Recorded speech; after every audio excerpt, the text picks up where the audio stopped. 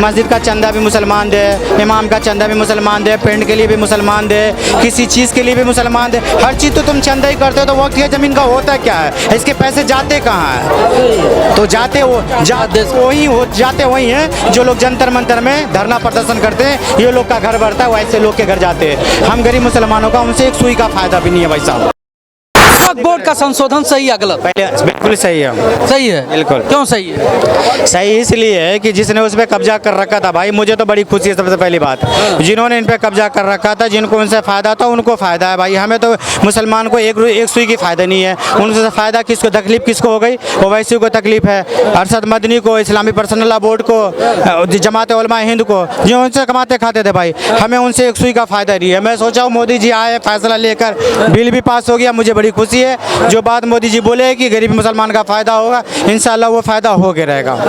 अरे मुसलमानों के हकों को मारा जा रहा है, बीजेपी वाले मुसलमानों के हकों को मार रहे हैं, गलत फैला रहे हैं। ये वोट का राजनीति कर रहे हैं, गलत तरीके से लोगों को फंसा रहे हैं। कोई राजनीति इसमें नहीं हुई है, कुछ नहीं हुआ। मोदी जी मुसलमानों के हितों में काम कर रहा है। हम तो कहते हैं वक्फ बोर्ड की ज़मीन हिंदुओं को मत दो, सिखों को मत दो, ईसाइयों को ना मत दो। मुसलमान जो कमजोर है उनका आप हाथ मजबूत करो, तो इसमें क्या दिक्कत है? मोदी जी तो कह रहे हैं ना कि जो गरीब मुसलमान है, पिछड़ा मुसलमान, उसका हाथ मजबूत होगा, तो इसमें क्या गलत कर रहे हैं मोदी जी? बात वहाँ नहीं है। अखिलेश कहते हैं, अखिलेश यादव, कि बीजेपी मजबूत कर रही है अपने आप को। आरजेडी के सब अपने फायदे के लिए कह रहा है, मुसलमान का हित कोई नहीं है। अगर मुसलमान एक हित अगर हो तो मोदी जी है। मोदी जी कहते हैं सबका साथ सबका विकास।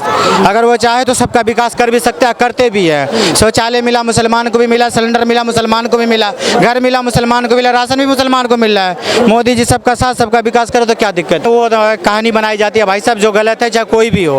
इनकाउंटर दोनों तरफ से हुआ है, चाहे वो हिंदू का हो चाहे मुसलमान का हो। हम कहते हैं अगर मुसलमान गलत हो तो मुसलमान के भी साथ हो, हिंदू गलत हो तो हिंदू गलत हो। मैं एक किसी जगह सपोर्ट नहीं कर, मैं ये नहीं कहता कि मेरा मुसलमान अच्छा है, ये नहीं कि हिंदू अच्छा है। जो गलत है हमें नहीं चाहिए। अगर कोई कानून के साथ कोई खिलवाड़ कर रहा है तो उनके साथ सख्त कानून करनी चाहिए, जो कानून के हिसाब से उनको सजा देनी चाहिए। तेजस्वी यादव कहते हैं कि जिस दिन सत्ता में आएंगे वक्फ बोर्ड संशोधन बिल हम कूड़े में फेंक देंगे। पहले आओ तो सत्ता में, पहले सत्ता में आओ तो सही। बड़ी बड़ी बातें करने से क्या फायदा? सत्ता कैसे जा रही है, कैसे आ रही है, क्या कर रहे हो, सब देख रहा है। अब बात रही नीतीश जी की, तो नीतीश जी सबके भले के लिए काम किया है, अच्छा काम किया। मुसलमानों को सोचना चाहिए, गौर करना चाहिए था। नीतीश जी कभी सब बोर्ड का नाम लेके चल रहा था, वो सबको लेके ही चलेगा। अगर ये मुसलमान के हित में काम था, इसीलिए नीतीश जी ने उनका साथ दिया है। उन्हीं नीतीश जी के मुसलमान जो नेता थे उन्होंने इस्तीफा दे दिया, तीन नेता इस्तीफा दे दिया। जो नेता इस्तीफा दिया उनको जानता कौन था?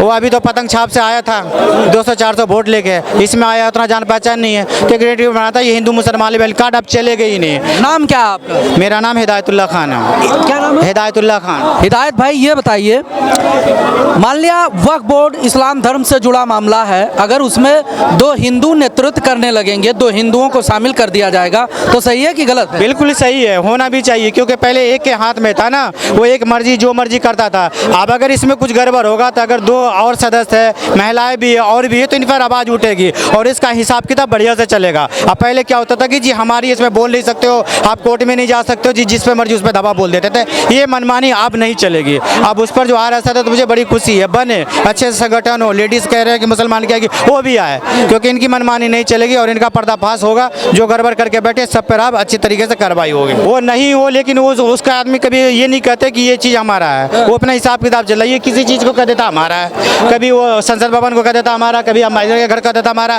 कभी वहाँ अयोध्या में कह देता हमारा। तो ये चीज़ नहीं होना चाहिए, हमारा कहने से नहीं होता है, एक सबूत होनी चाहिए। तो किसी हिसाब से कभी देखो कि मंदिर वाला कोई कह दिया कि हमारी जगह है, कोई चर्च वाला कह दे, कोई गुरुद्वारे वाला कह दे, लेकिन वक्फ बोर्ड वाला ही क्यों कहता है कि हमारी है? और फिर ऐसा कानून है कि वो कहीं जा भी नहीं सकता। तो अगर इनमें बदलाव हो रही है तो होनी भी चाहिए, इनसे हमें कोई तकलीफ नहीं है और कह रहे कि मुसलमानों का फ़ायदा तो होगा।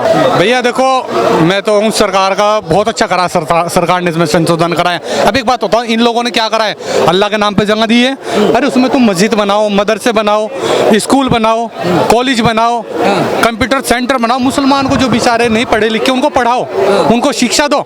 मगर अगर इन्होंने उनको शिक्षा दे दी, जिंदाबाद के नारे इनके कौन लगाएगा, इनके झंडे कौन पकड़ेगा चुनाव के टाइम पे? अच्छा, ये भड़काएंगे किसको? जिस तरह उन्होंने सीए के नाम पे उन पे जिन 5 मुकदमे लगे हुए ना बेचारों को, ये लोग उन्हें पूछने भी नहीं जाते जेल में, जिन पे डंडे पीटे हैं और मुकदमे लगे हुए हैं। मगर इन लोगों के बच्चे है, सारे विदेशों में बाहर पढ़ रहे हैं, मुसलमान यहाँ भी नहीं पढ़ रहा, हिंदुस्तान में रह गए, इन लोगों के बच्चे बाहर पढ़ रहे हैं। तो इन्होंने क्या करा है, इन्होंने वक्त बोर्ड की जगह कब्जा किया, 5 स्टार होटल कॉलोनियाँ काट दी, अपने ऑफिस बना दिए, ये करा इन्होंने। कब्रिस्तान की जगह भी नहीं छोड़ी इन लोगों ने, कब्रिस्तान की जगह ही बेच के खा गए, ईदगाह की जगह बेच के खा गए। अरे क्या करा है भाई तुमने, क्या कर दिया वक्त बोर्ड का? मुसलमान को तो एक सुई का भी फायदा नहीं हुआ वक्त बोर्ड से। एक मुसलमानों के हकों की बात करते हैं ये लोग, आप कह रहे हो कि कोई फायदा ही नहीं हो रहा है। भैया जो मस्जिद में इमाम साहब होते हैं ना हमारी, वो बेचारे 10,000 रुपये में आप अपना घर चला लोगे? वो बेचारे चलाते हैं इमाम साहब, मगर उसका हक किसका है? वक्त बोर्ड का। उनकी तनख्वाह देना, कम से कम उनकी तनख्वाह होनी चाहिए 30-40 हज़ार रुपये। मगर हाँ, जो वक्त बोर्ड में अधिकारी बैठे उसकी है साले की 70-80 हज़ार रुपये तनख्वाह उसको मिल रही है। जो वक्त बोर्ड का नाम है और मस्जिद में इमाम साहब हैं, उनको चंदा इकट्ठे करके महलों में 10,000 रुपये जा रहे हैं उन पर। जो मस्जिद में पेंट होता है ना, वो चंदा इकट्ठा करके होता है, मगर है वक्त बोर्ड का। कमाल देखो तुम। मगर ये वक्त बोर्ड की जगह 5 स्टार होटल बना खड़ा कर दिया, कॉलोनी काट दी, ऑफिस बना दिए, वक्त बोर्ड की जगह में अपनी भैंसा पाल ली, डेयरी खोल ली। ये करा इन लोगों ने, करा क्या है, क्या दिया है? आज मुसलमान को सारे हैं। अरे अगर उन पे तुम जेल जाएंगे, मुकदमे लगेंगे, उनके पास कौन जाएगा? इन्होंने जैसे भी संभल में करा है। नाम क्या है आपका? मेरा नाम आफ्ताब राणा है। आफ्ताब जी, ये बताइए, कह रहे हैं कि ऐसे धीरे धीरे करके, जो विपक्ष है वो कहता है कि बीजेपी वाले धीरे धीरे करके ऐसे जितने भी मुसलमानों के तमाम जो रूल्स हैं उनको ख़त्म करने में लगी है। आप समर्थन किए जा रहे हैं? भैया रूल्स क्या हैं पहले तो बता दो मुझे।